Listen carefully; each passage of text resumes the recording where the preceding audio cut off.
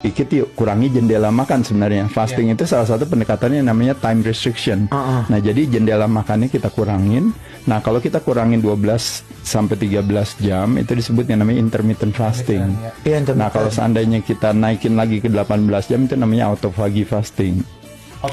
Autophagy, jadi badannya memakan dirinya sendiri. Autophagy makan dirinya sendiri. Nah, kalau 24 jam itu yang disebut namanya itu ya.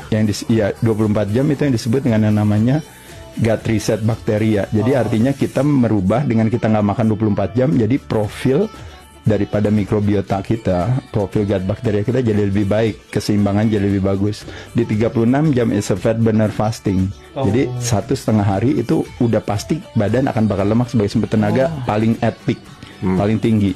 Nah, 48 jam disebut happiness fasting atau dopamine reset.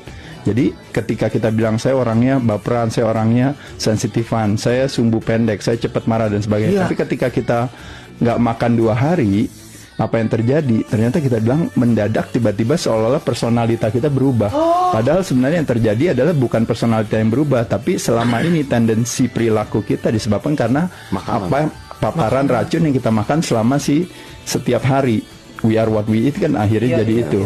Nah, ketika dia 2 hari dia stop paparan racun, ternyata dia feeling better.